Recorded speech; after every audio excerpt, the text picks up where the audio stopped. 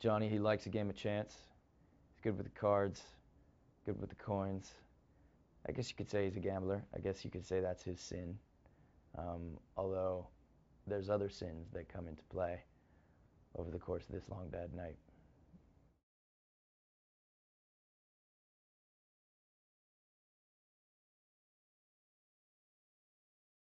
This character of Johnny, because he's not in any of the books, has sort of been a collaborative creation. I mean, it was written in the script, but there weren't any drawings, and so it didn't have as much specificity as really all the other characters. And so Frank's been sort of rewriting as we've been going, sort of saying like, oh, I see what you're doing here. I like what you're doing there. Well, if you're going to do that, then you shouldn't say this. You should say that. And that's kind of an actor's dream, to be working with filmmakers who are so collaborative and so open and so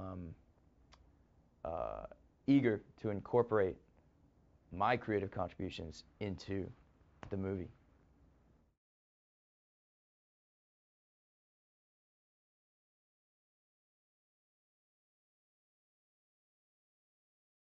I find that a lot of stuff here at Troublemaker Studios doesn't quite fit into the same boxes as normal traditional categories, like what exactly is a director, what exactly is a writer, what exactly is a cinematographer. You know, all these things are sort of up for grabs and frankly not really important, the labels. What's important is that it's a great team of people who all love what they're doing and are having fun making things together.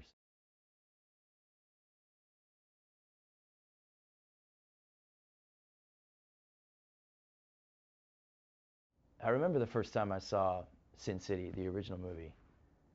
I loved it so much because the thing is that I love acting uh, realistically and trying to convince the audience that they're seeing reality, but I also love being free of that and not having to convince the audience that they're seeing reality. Because the truth is, they're not. Movies are not reality. They're an illusion. Even documentary movies are an illusion. Because as soon as you put one cut in there and there's any editing going on, it's a construct. And I love that Sin City embraces that. It embraces the fact that this is not reality. This is a heightened and stylized comic almost portrayal of a world that came out of the mind of Frank Miller, a graphic novelist. And as an actor, that really frees you up because you're not just tethered to, well, what would happen in reality? How would I do this in reality? You can say, well, what's the story we're trying to tell here? How are we trying to make the audience feel here? We can do anything. It doesn't have to be real. And that's really fun, and it's sort of rare in American movies.